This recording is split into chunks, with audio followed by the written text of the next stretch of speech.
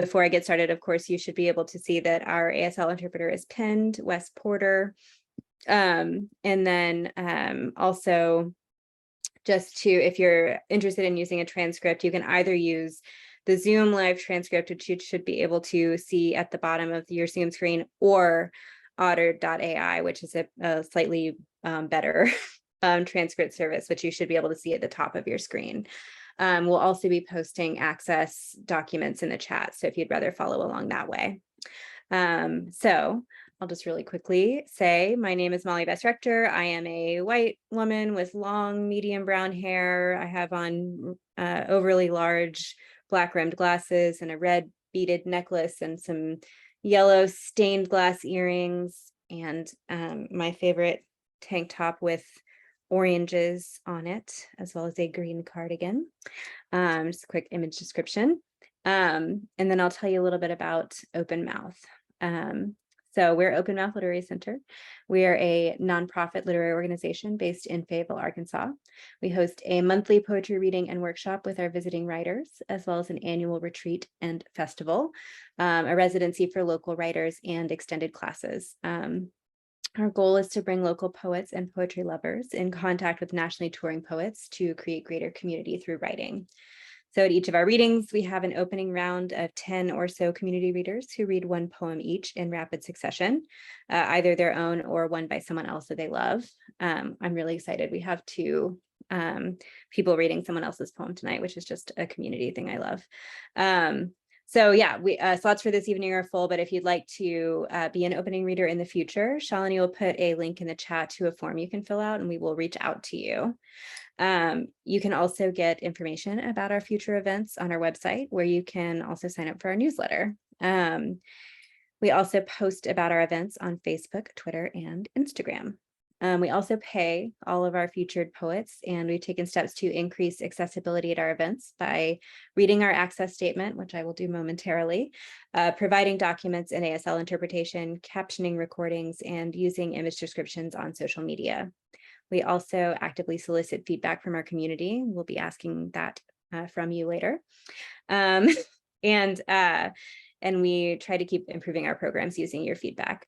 So through these steps, they have increased our workload and expenses. But even so, we want to ensure that there are no cost barriers to our events. So we invite attendees to pay what you can for these services. The only way we can keep doing this is with our community support. So you can help sustain this work by signing up to give regularly through our Patreon, or by donating at the link on our website, or just, of course, by continuing to come to our events.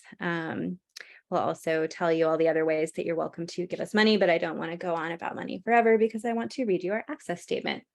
So let me tell you a little bit about that. Yeah. Tell me if I'm going too fast too, please. I'm just like really trying to get to the poems right now. Okay, so this is our access statement. We've been working to make our programs more accessible, both for this online format and when we're able to have in-person readings and workshops again. We're taking steps of highlighting access features on Zoom, providing an ASL interpreter for our monthly readings and workshops, as well as collecting and offering visual aid materials. We've also completed a course with an accessibility consultant to better understand and apply the principles of universal design. We're very excited about the accessibility that online events provide. Because of this format, we've been able to reach people who might not otherwise be able to make our events because of everything from distance to immune issues to physical access barriers. So even when we do return to an in-person format, we're going to follow guidelines put forth by immunocompromised and high-risk people to ensure that events are as safe as possible. We also now plan to make sure all of our future in-person readings and workshops are in a hybrid format, simultaneously cast online. So workshops, we also record, we make them available on our Patreon for a small fee. And then we put our readings on Patreon for 1 month and thereafter make them available on YouTube. So here's what you can do to help us ensure that this space remains accessible. Mute your microphone when you're not speaking to help cut down on distractions and background noise. Be aware if you're taking up a lot of space and try to make room for everyone. So you can use the raise hand feature or post in the chat if you want to say something.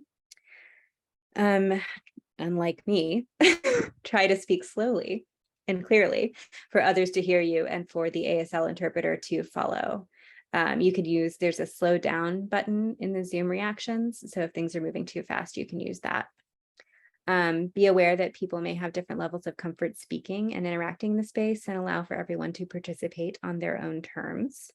If you feel comfortable, share your pronouns by editing your name to include them. If you haven't done that before, you can do that by clicking the 3 dots above your own picture or name in the participant list and go down to rename there. Please give a content warning if you're going to share something that might make someone else uncomfortable. If you feel comfortable doing so, please provide a visual description of yourself when you're on camera. Remember that this is your space to use respectfully as you need. So you're free to turn off your camera, use your chat function, make any requests for anything you need. You can reach out to me, Pete, or Shalini for help with this reading. And then, of course, thank you so much this evening for following this one. Try to remain patient with technology and be mindful that not everyone here has the same resources or connectivity. And yeah, look for links to access copies in the chats. And we will ask you for feedback about all of this a little bit later. So, is everyone here ready to hear poems? Yeah, cool, awesome. So we'll just hear from our poets in quick succession. Really excited to have all of you here reading tonight. And our first poet is Sneha Subramaniam Kanta. Thank you, Molly. Hi, everyone. I'm Sneha. So I'll give a visual description of myself. I'm an Indian woman with shoulder length hair, a little more than my shoulder. I'm wearing long earrings, which are yellow, red lips, and I'm wearing like a sleeveless tank top, orange color. Very glad to be here. I'm going to be reading my poem, An Elegy, or How Water Unmakes a Country. And the shape of remembrance, with its gliding amplitudes of tide and muscle disappearing into the strata of depths. All autumn, the red apples are falling on the incline near the Plymouth train station, and no one notices this gift. Every elegy is a love poem. The world enters in all at once, like the blue of the Atlantic, as if someone dropped the center of the sky here. I, peering into the cobalt blue, molasses green fluidity, know enough about how water accepts anything with which it comes into contact. My mother is here too. When I think again about how much world there is between grief and the chronology of materiality, my mother still dances in the brass of sunlight, in the proximity of how the ocean breathes. I watch a stream of fresh water, smooth rock sediments against what is neat, time, direction, pace, against the distance between when a girl becomes a woman and presses sepal on bone, flaring like the ocean mingles gravity. This unelegy is to say that dissonance too is our throat, containing the sky. My mother is here too. There is a river in my throat, and I give it no name. I give it no name because it is inexact, unbound. How water unmakes a country is most known through how it holds grief in octave diameters, having twice the vibration in slipping miles, ruminant of fennel warm, rosemary fresh, fig textured rising waves, where I stand and witness the multiplicity of water, its bend and blossom. My mother is here too. I want to hold the body like a prayer, a psalm for light, holding the margins closer. Even the grain of fire is holy for what it teaches us. I hold my body like a fish breathes through its gills. I plunge my elbows into soil, celebrate what wants to grow. Among the flowers, my mother is here too. Thank you so much, everyone, for holding space.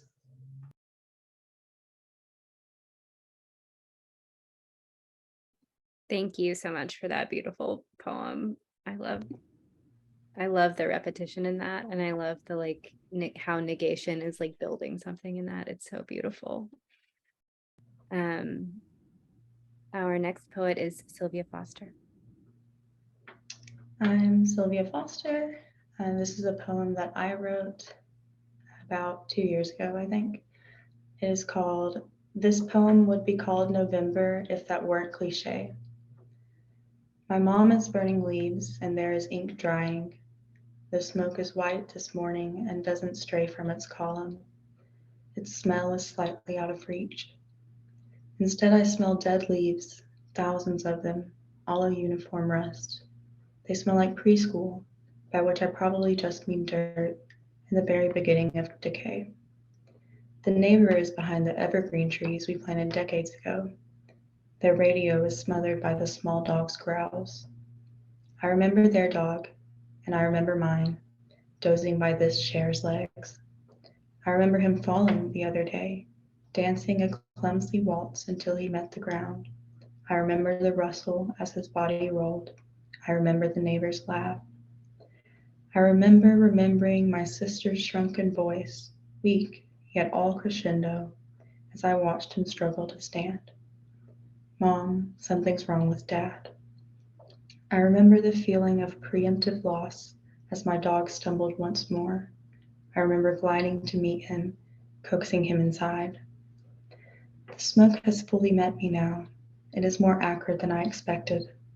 An acorn pummels the metal roof, and I remember preparing to watch someone I love die.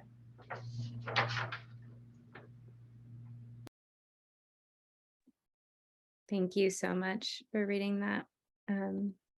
That's such an emotionally powerful poem. Also, I just love like my sister's shrunken voice. It's so gorgeous. Our next poet is Liza Sparks. Hello, can everyone hear me? Okay, great. Image description, I'm a brown femme woman with shoulder length black hair. I'm wearing a green tank top, a necklace with a, I guess, gray pendant on it, and bright green eyeshadow. And I'm going to read a poem called Ponderosa Pine that was recently published with Split This Rock as a poem of the week. So you can find it on their database if you are interested. And this poem I wrote for my friend Z. Ponderosa Pine. When a ponderosa pine is over 100, it sheds a layer of bark. You and I both know the difficulty of shedding. Let's call this new bark rusty orange. Rusty implies rain. I'm talking about that hard rain. You know what I mean. That rain you didn't plan for, the rain that changes plans. But it hasn't all been rain, has it? There's been sunshine too, and that's the orange. That's the bright and citrus. That's the vitamins. And when you say the ponderosa pine is my favorite tree, I understand. Even after all that hard rain, and after all that time, and after all that shedding, it smells sweet, like vanilla and butterscotch. Makes you want to lean into it. Ponderosa pines can live to be 500 years old. Can you imagine? They must know something about living. Even if all the needles are burned off, they will survive. And here we are, brown girl, black girl, with our noses pressed up against a tree, taking a deep breath in. It's so good to be alive. It's so damn good to be alive after the fires, after all that hard rain. Thank you.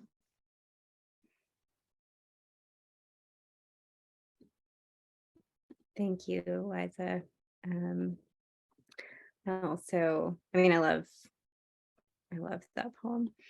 I also hope that I know it's hard to do while you're reading, but I hope you got to see Wes's interpretation of that, because that one was like especially delightful to watch being interpreted.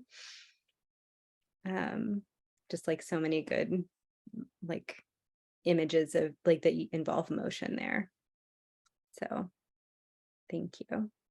I think that Maya's not here, so we'll skip to the next one, which is from the wonderful Maya Pittman.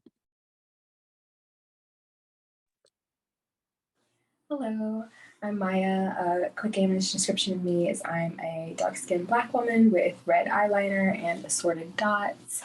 I am wearing an off-the-shoulder top and brown glossy lips. I have them. I will be reading Vaccinated by Jericho Brown, and I want to give a content warning for mentions of death and COVID-19. I once saw Giselle Barbie Royale do Whitney Houston so well. I got upset with myself for sneaking past past the cashier. After having been patted down, security frisked you for nothing. They don't believe in trouble. They don't imagine a gun or a blade, though. Sometimes they make you walk all the way back to the car with the weed you didn't tuck well. No one's at fault. That's how they say it. Where I'm from, everyone's got a job. I should have paid. Our women need to perform for the tips they couldn't earn after the state shut down for good reason. And too late. We lost so many friends. My buddy Janier swears he still can't smell his lip balm. Our women need us to call them beautiful, because they are. They've done what they must to prove it. And how often does any woman get to hear the truth? Giselle is so pretty. Whitney Houston is dead. No one wore a mask. It wasn't safe, so it wasn't really free. If you don't watch me, I'll get by you. I'll take what I've been missing. My mother says that's not how she raised me. I spent 1.5 years. Sure, she died.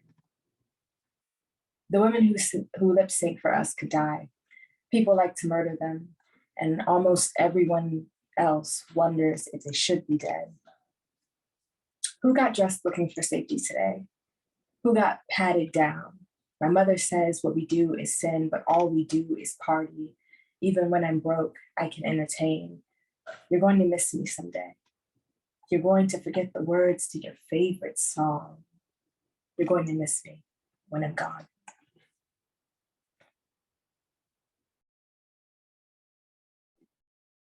Beautiful reading of that, Maya. Thank you so much.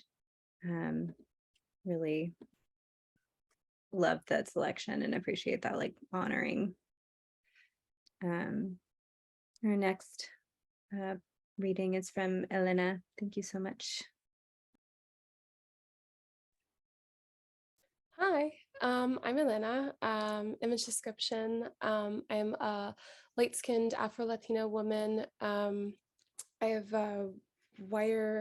round wire-rimmed glasses. My hair, which is curly, is up in a bun, and I'm wearing a green t-shirt. And so this poem is called Water We Didn't Understand. Content warning, I'll reference biblical death. I woke up to the thunder. I was shivering, wet from drops that slipped through the ceiling. The thunder was loud and sounded like speech somehow. After a moment, I heard more than just thunder. I heard panic. I looked out my window and saw waves in the streets, biting at people's knees. I woke up my brothers and we didn't know what to do. My mother was sick and couldn't be moved. My father wouldn't leave her. One brother stayed and told us 3 to find wood. We left and ran through the streets, which were full of people screaming and ferrying children who were the same height as the water now at our thighs. My youngest brother tripped. I saw his head disappear under a splash, and I didn't see it come up again. I kept wading faster than before, trying not to slip, but there was no purpose in my panic because a wave none of us saw coming swept us off our feet. The trampled rose and rejoined us, and all of me went under, and I couldn't hear the thunder anymore. I tried to go up, but the water was anything but still, and I lost track of which way was the right way, and my lungs were in no way remarkable. My last moments were silent. I was tending my sheep on the side of a mountain when the rain started. I figured it would pass, but it began to rage. Instead of drops, it looked like waves were falling from the sky.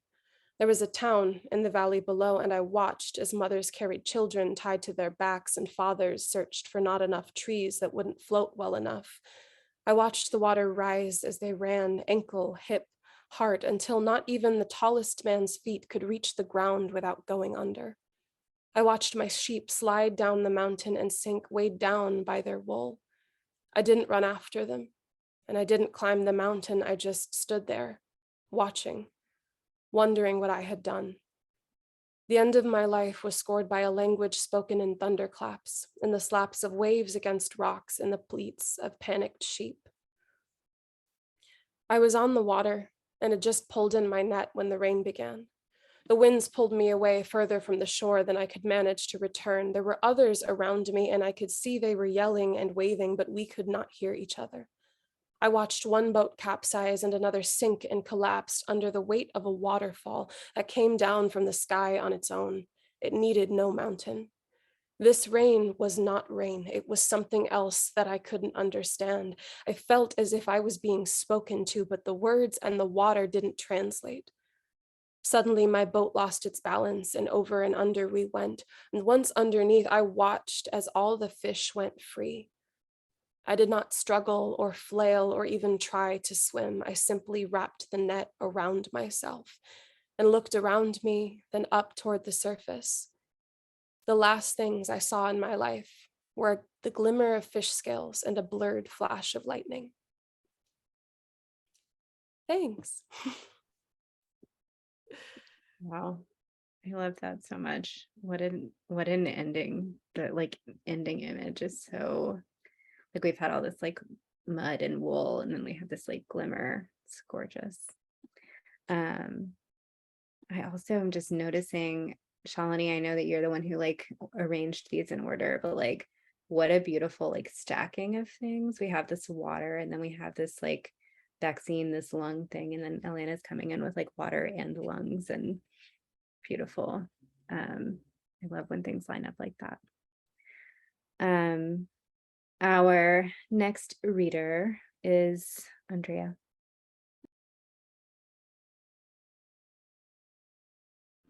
What do? I asked my poet friend to give me a physical description because I blanked. This is from my poet friend. Red lips like delicious red apples, black plastic rimmed glasses, olive skin indigenous to the Cherokee lands, earrings river long alongside my raven black hair. So there's my physical description. So I'm going to read Bear Creek Park by Byron Aspas, a poem he wrote for Janice Gould. 5 miles is not long enough to write a poem. Each word a syllable of broken breaths, blown dandelions pirouette into blue.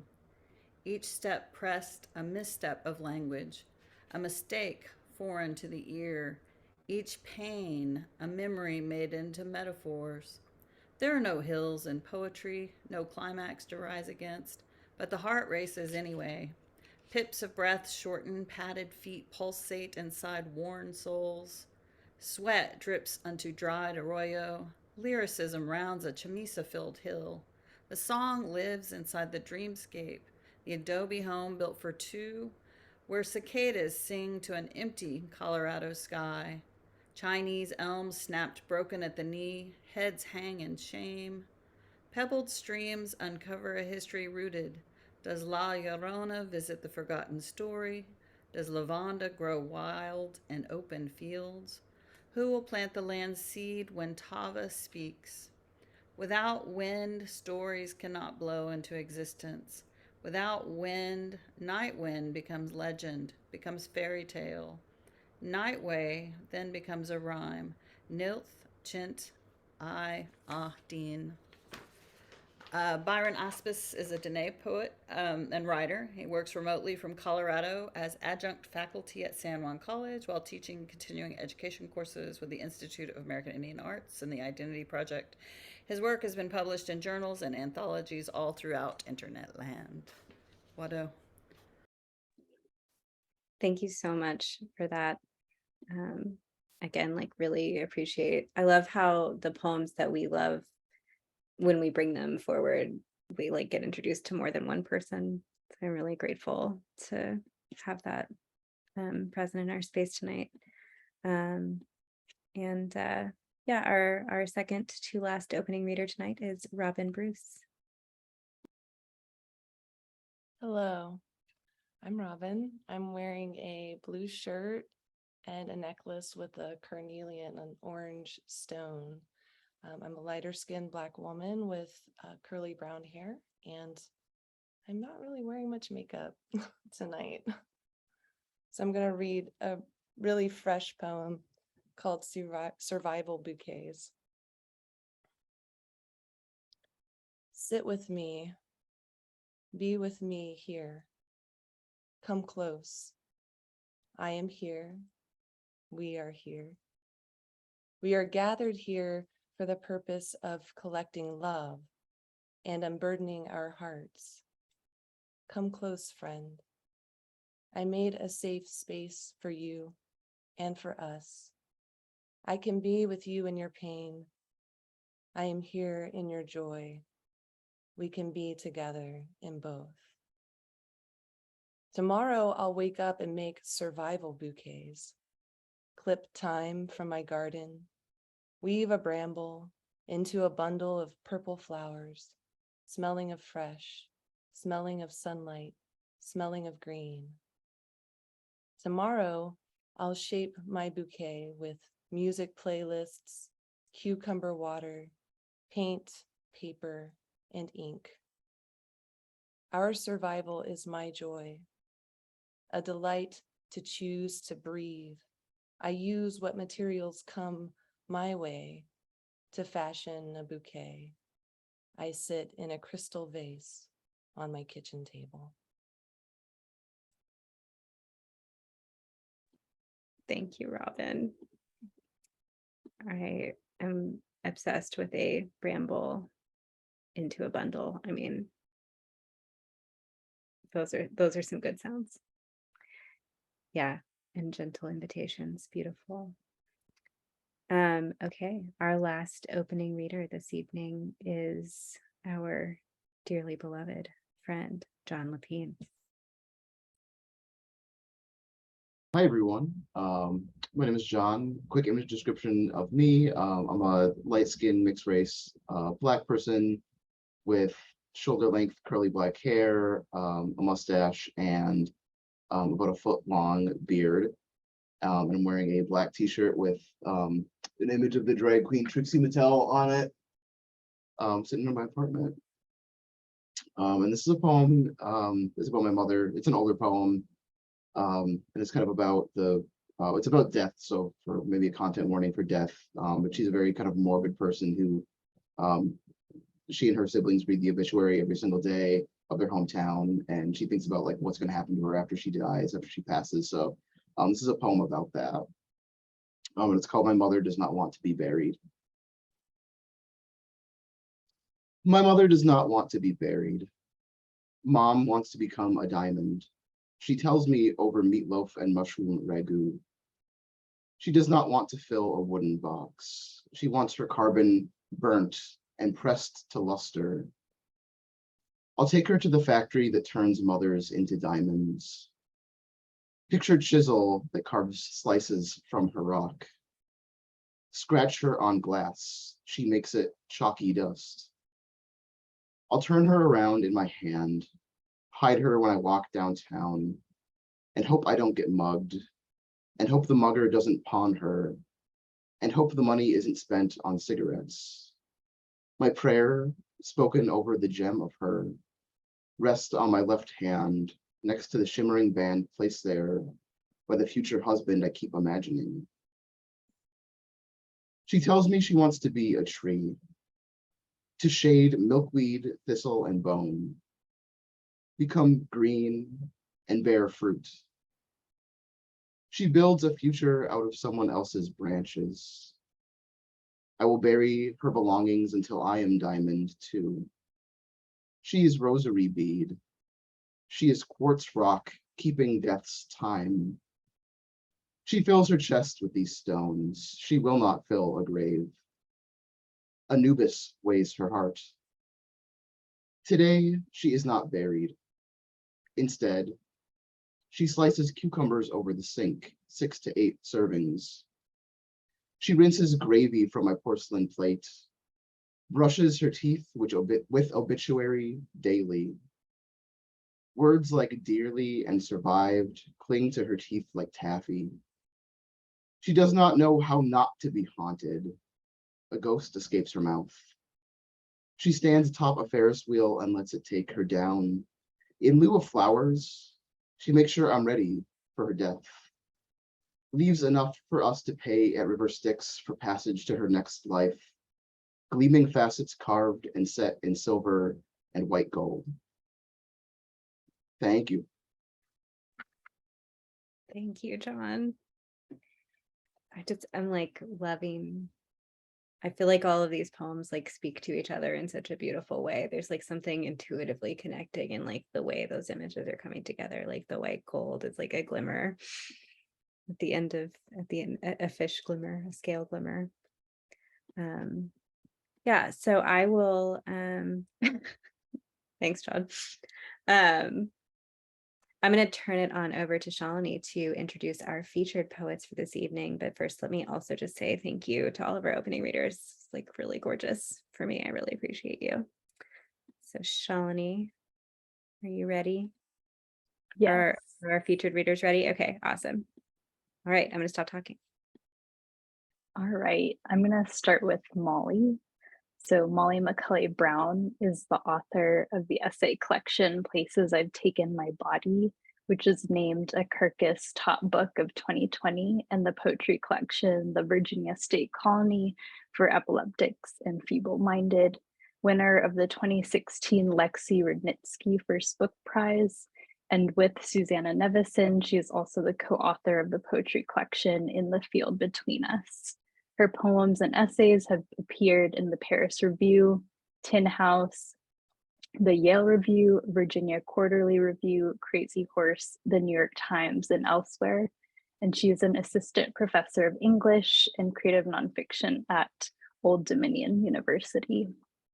And then Susanna Nevison is the author of the poetry collections Lethal Theater, and Teratology, which won the 2014 Lexi Rudnitsky First Book Prize. And with Molly McCulley Brown, she is also the co-author of the poetry collection In the Field Between Us. Her work has appeared in the Los Angeles Review of Books, Tin House, the New York Times, and elsewhere. And currently she is assistant professor of English and creative writing at Sweetbriar College. Welcome, Susanna and Molly. We're really excited to have you guys. Thanks so much for having us. Yes, thank you. It's such a pleasure to be here. And thank you to all of the lovely readers that just read. What a joy to hear so many different voices all together. It was really, really great. And of course, thank you to Open Mouth for hosting us, and apologies to everyone for my obscene lateness. I've never been locked out of Zoom before, but today that happened. So anyway, we're grateful to be here. Yeah, just echoing all of Susanna's thanks. So we're going to read today from our collaborative collection In the Field Between Us, which is a collection of epistolary poems. And the most useful way to introduce it is to let you know that Susanna and I are both poets who have physical disabilities and share a history of lifelong medical intervention beginning in very early childhood. And when we met, we discovered that there was a pretty instantaneous and really particular kinship between us, because in addition to being poets and sharing that language, we shared this other language and experience of disability and of medicalization. We also share a pretty dark sense of humor. And we began joking pretty early on that it would be really funny if we wrote a book in which we just talked to each other in this weird shared language of medicine and defect and repair that we have. And then a little while later, when we were both avoiding other projects, that stopped being a joke and it started being a thing that we were doing. First just in our emails and then eventually in a Word document. And we began experimenting with what it looked like to not just write to one another in this language without translating for an able-bodied audience, but actually build on the page a world and a wilderness that felt made from our bodies and made for our bodies. And so we're going to read to you today from what I think is the third section of the book, which is titled Operating Room. We should add the poems alternate between our voices. So I'll read and then Molly will read and we'll go on like that forever. No, I'm just kidding. Won't go forever. Operating room. Dear M, today I forgot I was looking for my own face, the shape of something I should love. I watched the leaves gather around my feet, their small dead selves lighter now, unselved. Perhaps this is part of it, this willingness to forget the way the world has touched our bodies sharply, so we refill ourselves with someone else, someone who doesn't start every time she hears a distant saw, who doesn't feel her legs as dead wood rot.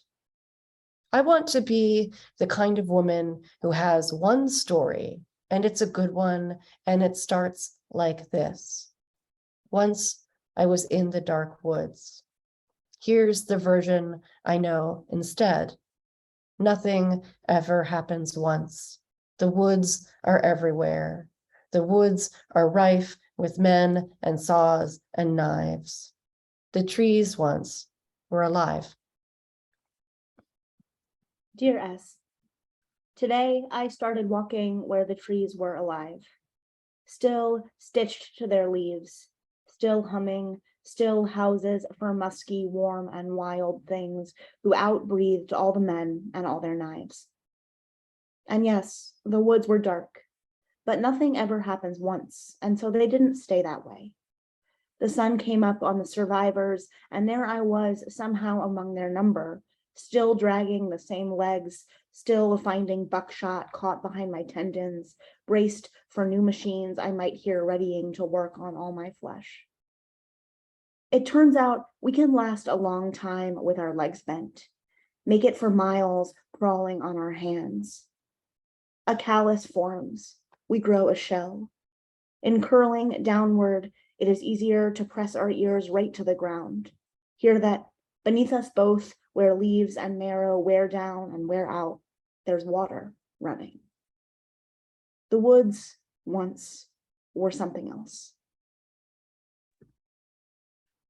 Dear M, would you say that once the trees were bedded down, the seeds of them, like us, caught in the dark, that they broke themselves open to know what lurked inside, if they could last, if they could turn in time to press against the earth?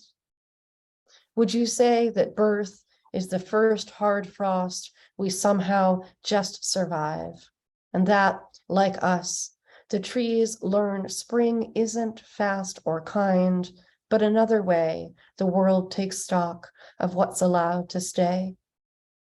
A crowd of green masks above our faces closes in like trees. What happens next is never ours to say. Dear S, if the trees know birth is just another word for loss, that there's a cost to shifting from seed to sapling, all the shards of what you were that don't outlast the passage into light, the way the weather breaks across your back just when you learn its shape, splits and scars the wood. How, if you list in one direction, there's a whole side of the forest you'll never see. Then, God, I love it that they do it anyway. Become themselves and stand there each spring as it batters them to blooming. Asks, what would you weather just to call yourself alive? Dear M, our faces are beyond recognition in so many ways. And our faces are beyond recognition, and there are so many ways I've failed to see myself in the world, failed to see the world in me, though I folded the woods and the river into my arms, my chest, so that I might be wrecked again, so that I might be made into another thing the world forgets. I don't think we'll ever recognize a place as ours, as built for us, unless it's one we make from the ashes of the next best thing, a nest that's shaped by all the birds before us. Even the raft wasn't made for us, but of us, our bodies unable to carry themselves, but made to carry everything else. When I open my hands, I'm never surprised by the birds they turn into, how quick they are to take a thing apart to see what holds it up. Take a little string, some gauze, a piece of bark. Whatever it is we carry into each clearing, let's hold it up and squint until it turns into a face we know, a house we've loved, a wrecked and empty nest, a place the birds made for someone else, then left. Dear S, the birds our hands become are the ones with holes cut in their cores, so you can see right through them to the world they're leaving toward. Little globe of cloud or rusted brush or green held steady there between their bones while they go on building and unbuilding their homes from what was there already, unspooling the string and tearing through the air like they are not torn through, like what's a wound was always meant to be a window. I open my hands and watch them work until they're out of sight. In one clearing, we settle down for a night with what the birds have left behind. In another, our hands make an aperture somebody sees the sky through. Dear M, if what's a wound was always meant to be a window, then say my body's shot with light. Say it's me who looks, who presses herself against the glassless frame and waits for the riddled surfaces to announce each version of the body I've been and the ones I think I'll become. My mother's perfect face that mine doesn't resemble. The idea of a child I can't see, and so imagine I might keep.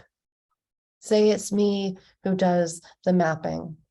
I name the river and every gnarled tree, the places that they reach. Say I see the whole of me, blanched, dry, and white. Say home is a shard of bone I pull from the riverbed, and say it's me who cracks the earth to put it back. The map is wrong. Someone else shoots me through with light. An X-ray, a map I'm told is clear and true. Someone else cracks me open to, names the earth, says what shard comes out, what each becomes, which piece goes back. Dear S, at the bottom of the riverbed, the ground is dry as all the shards of bone we buried and unburied there. I puzzle skeletons together from the bleached scraps we wrenched loose, trying to make an animal of what they left us with when it was over. I know I'm glowing from the artificial stars they pumped us bright with, that the rivers in my wrists are running violet before they calcify. I'm leaking light. I stain the things I touch. I lie down in what is just a canyon now and Watching from above, they use my growing constellations to map out the world they've made. Pin down the north, my waning water. What's worth saving? How a good war spreads.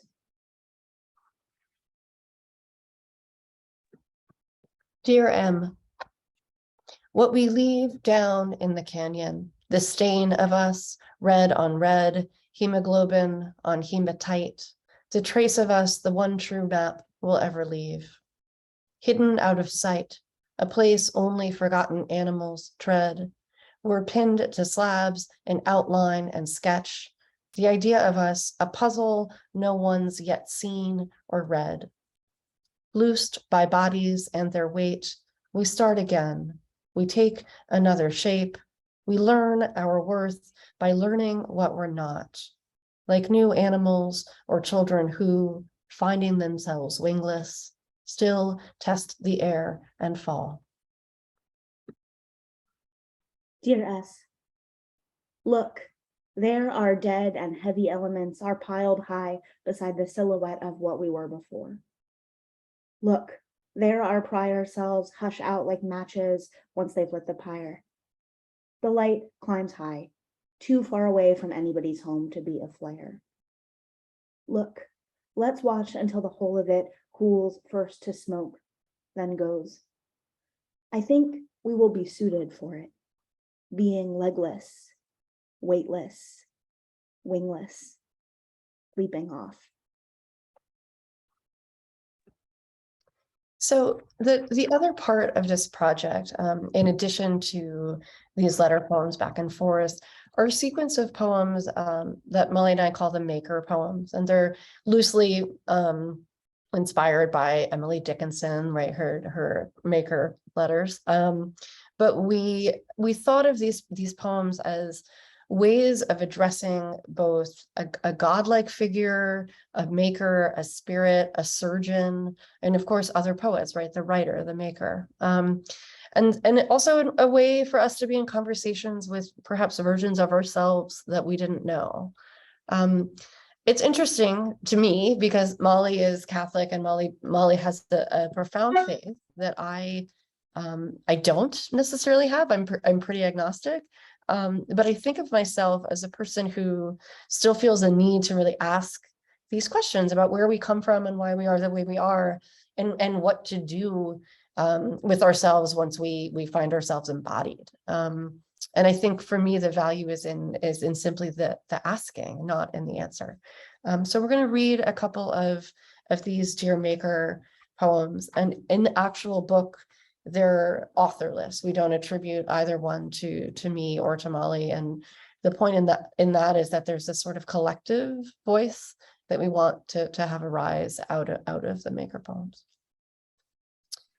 Dear Maker, even if it's true that my body's just a transitory letter, a note you sent, a piece of paper covered with your writing, I'd like to know what it is you meant. If I could mean something other than what all lost letters mean. Gesture no one sees, what all good storms erase.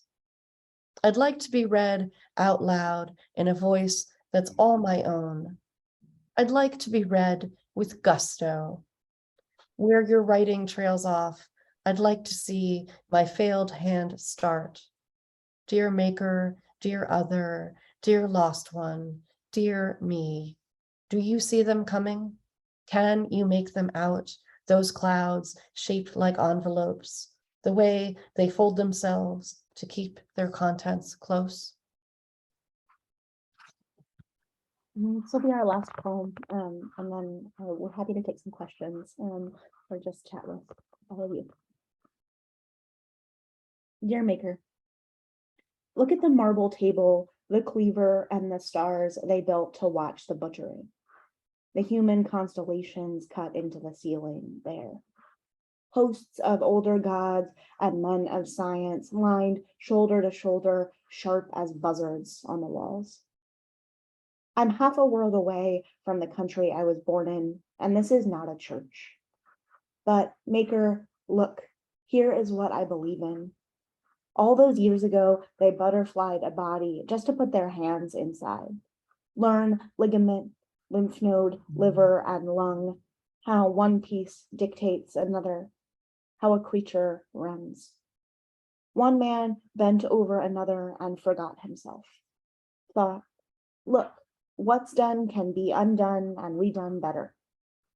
Took a chisel and a saw and some string to the body, pared away error, practiced what would one day make me. How to see the body as a country you can section and redraw without a sacrifice. Look, here your face clouds over. Here a whole new kind of grief is born out under whittled stars.